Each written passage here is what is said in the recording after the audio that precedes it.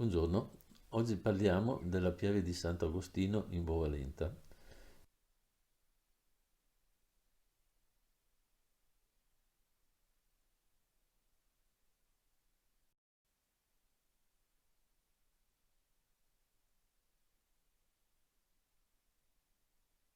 Questa ha avuto una prima consacrazione nel 1087 da parte del vescovo Milone di Padova. Questa prima chiesa, dotata di numerosi sacerdoti che officiavano giorno e notte per andare incontro alle necessità spirituali della numerosa popolazione che affluiva al porto fluviale di Bovolenta, si incendiò dopo qualche anno.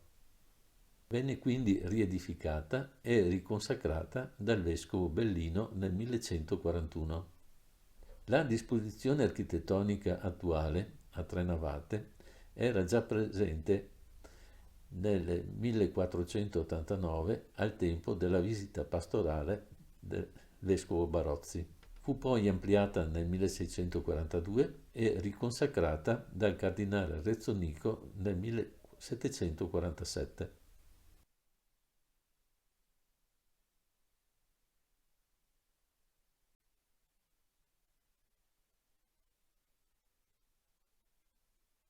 L'altare maggiore e i due angeli affiancati sono del 1710 e sono di Antonio Bonazza.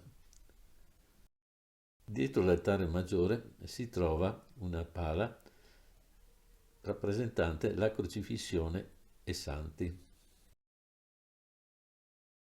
Fino alla prima metà del Novecento la pala d'altare era stata attribuita al pittore Cima da Conegliano, ma nel 1979 lo storico d'arte Mauro Lucco l'attribuì a Jacobello da Messina, figlio di Antonello da Messina, che lavorò in Veneto insieme al padre tra il 1475 e il 1476.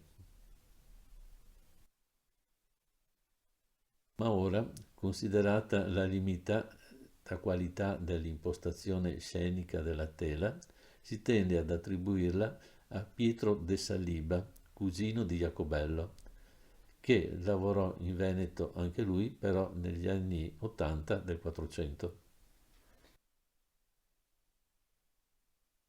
Il pulpito, realizzato sul disegno dell'architetto Gian Antonio Selva, fu commissionato e offerto alla Chiesa da Domenico Carrari, socio fondatore dell'Accademia dei Concordi di Bovolenta.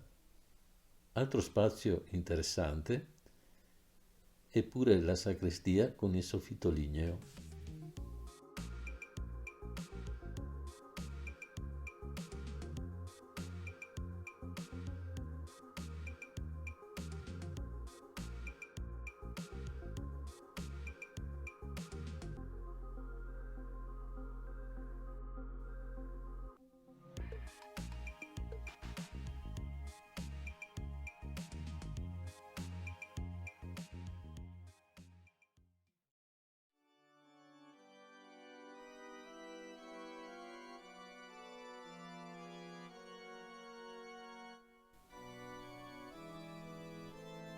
L'organo, risalente al XVIII secolo, è del Callido.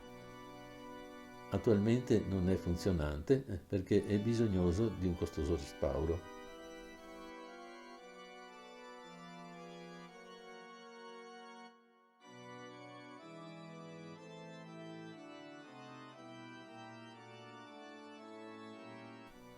Anche la composizione di altare e statue in cui è inserita la Madonna del Carmine è della famiglia di scultori Bonazza.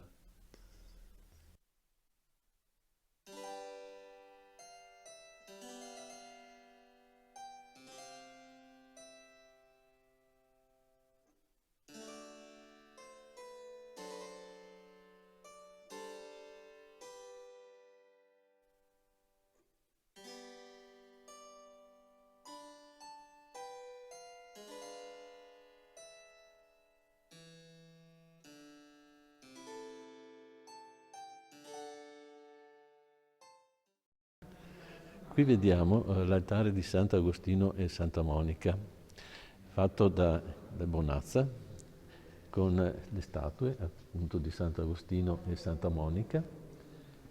Il quadro è fatto da il famoso pittore veneto Carlo Ridolfi tra il 1640 e il 1645. Carlo Ridolfi è rimasto famoso anche perché ha fatto un libro nel 1648, Le meraviglie dell'arte, in cui espone tutti i pittori dal Guariento, cioè dal XIV secolo fino ai suoi tempi.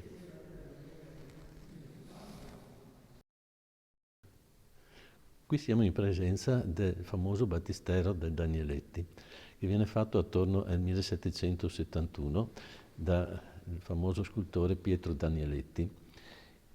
E questo battistero è molto particolare perché sullo sfondo abbiamo il battesimo di Gesù fatto da Battista, alla sinistra abbiamo la carità e a destra l'immagine della speranza. Sopra, in cima, troviamo l'immagine della fede velata. Ai lati due piccoli angeli, uno con la croce e un altro con l'ostia e il calice.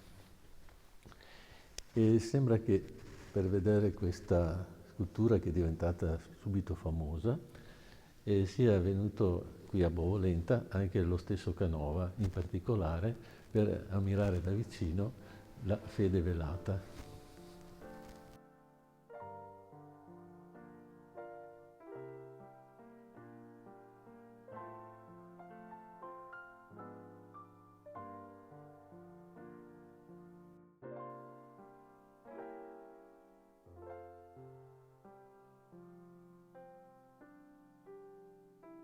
Il primo altare sulla navata destra è del XX secolo, è dedicato a San Gabriele della Dolorata.